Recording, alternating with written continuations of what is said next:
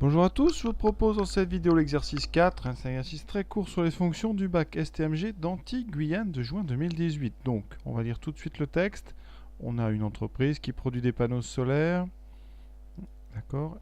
La production est entre 1500 et 3000 panneaux solaires. Ça sera intéressant parce que ça sera avec ces nombres-là qu'on va définir notre fonction. Donc, on s'intéresse aux bénéfices et les bénéfices sont donc modélisés par une fonction. D'accord. Alors, ce qui est important toujours là-dedans, c'est donc bien les unités. Alors, ce bénéfice, c'est en centaines d'euros. D'accord. Avec ici, donc forcément, les X, ça sera le nombre de centaines de panneaux. D'accord. Pour ça que vous avez X qui est entre 15 et 30. Donc, pour 1500 panneaux, X vaudra 15. Pour 3000 panneaux, X vaudra 30. Et on a une formule. Donc, c'est quoi? C'est une fonction du second degré.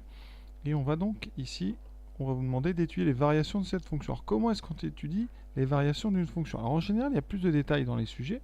Mais pour étudier les variations d'une fonction, il faut, j'espère que vous le savez, il faut la dériver, cette fonction. Pour dériver une fonction, on réécrit donc son expression. Ici, c'est moins 2x carré plus 90x moins 400. Et on applique ce qu'on a appris. Comment dérive-t-on? Eh bien, il faut savoir quelques trucs dont je vais vous les rappeler rapidement. Vous avez ici un tableau avec la fonction et sa dérivée. Les fonctions affines du type ax plus b. Quand on dérive, il ne vous reste que le a. Donc ici, par exemple, 90x moins 400, quand on va dériver, il ne restera que 90. On sait que x carré, en dérivant, ça donne 2x. Quand on dérive donc 2x carré, on trouvera donc 2 fois la dérivée de x2. Donc 2 fois 2x, c'est-à-dire qu'on trouve 4x. Et si on met moins 2x2, on trouvera donc moins la dérivée de 2x2, c'est moins 4x. Ça veut dire qu'ici, f', c'est donc moins 4x plus 90. Alors maintenant, il faut le signe de f' de x. Parce que le signe de f' de x va vous donner les variations de f. C'est très important à comprendre. Donc on va faire un tableau de signes. Mais pour faire un tableau de signes, évidemment, il faut connaître le signe de f'. Alors f', c'est quoi comme type de fonction? C'est une fonction affine, vous voyez. On a un x et une constante. Donc, il faut trouver quand est-ce qu'elle s'annule, cette fonction. Donc on va écrire moins 4x plus 90 égale à 0. Ça fait moins 4x égale moins 90. Et donc x, en divisant tout par moins 4, moins 90 sur moins 4, qui donne ici 90 sur 4. Alors on peut diviser par 2, ça fait 45 demi. Donc, on en est où? Alors 45 demi, ça fait 22,5. Notre fonction est définie sur l'intervalle 15, 30, d'accord?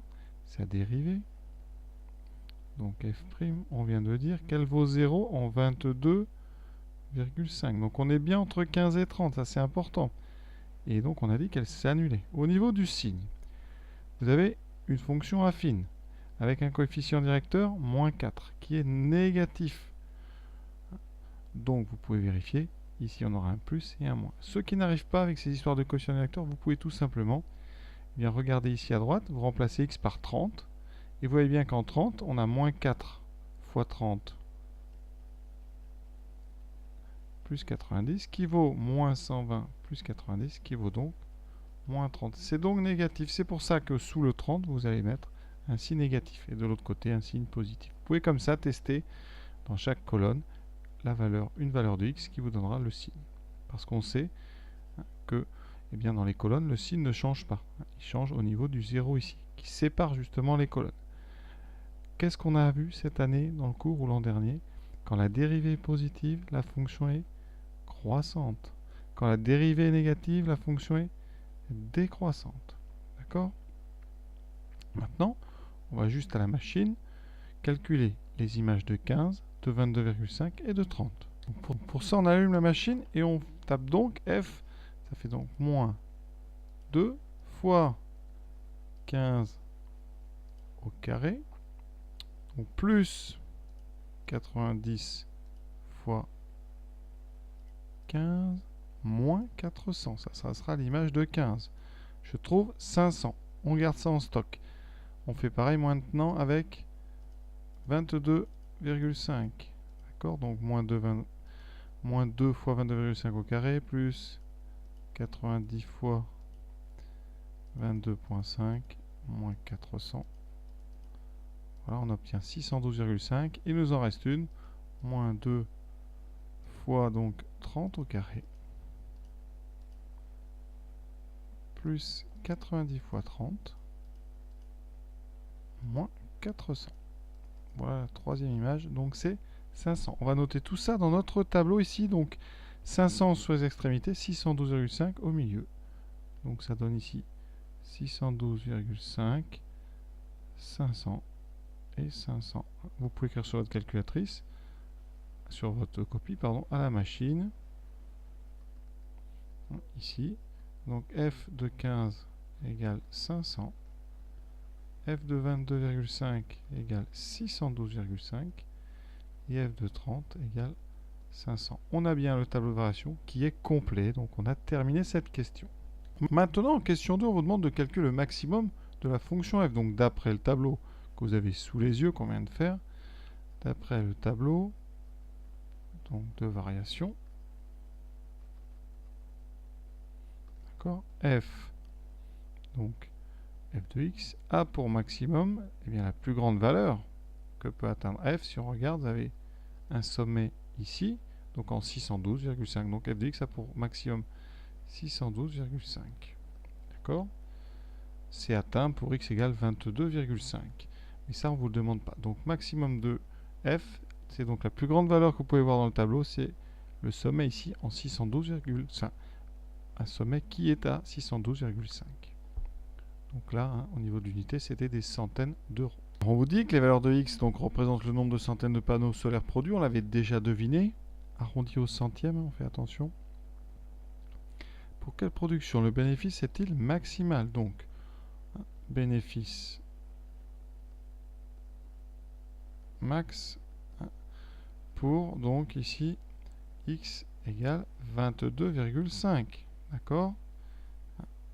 Et ce bénéfice de 612,5, on a dit centaines d'euros. Centaines d'euros. Alors maintenant, on va traduire en nombre de panneaux. Donc 22,5, c'est des centaines. 22,5 centaines. C'est donc égal à 22,5 fois 100. D'accord? Donc ça fait 2250 panneaux. Pour un bénéfice, alors c'est des centaines d'euros, donc on va multiplier par 100, donc bénéfice de 612,5 fois 100, on décale de 2, donc je vais écrire 612,5, je décale la virgule qui était là de 1, 2, donc c'est un bénéfice de, ici hein, c'est bien des centaines d'euros, oui centaines d'euros, donc 612 fois 100, donc 1, 2, j'ai mis un 0 de trop, pardon, ça fait 61 000, donc 250 euros. D'accord, donc c'est assez rapide parce qu'on a déjà terminé le sujet. Donc les choses vraiment qui sont importantes. On a dit apprendre à dériver, ça, voilà. Apprendre à trouver un signe, ça évidemment c'est très très important. Ensuite, chose importante, arriver à calculer des valeurs, soit à la calculatrice, soit à la main, mais ici, vu les nombres, il faudra savoir utiliser la machine. Et dernière chose, arriver à traduire. Et donc, chose vraiment pour moi le plus important, on l'a dit dès le début, c'est les unités. Donc, les valeurs de f, c'est en centaines d'euros, les valeurs de x, c'est en centaines de panneaux. Voilà pourquoi j'ai multiplié ici par 100 et ici par 100. Voilà, exercice terminé, un exercice qui valait 3 points le jour du bac. J'espère que ça vous a permis de mieux le comprendre. Hein. Voilà, je vous souhaite une bonne fin de journée à tous.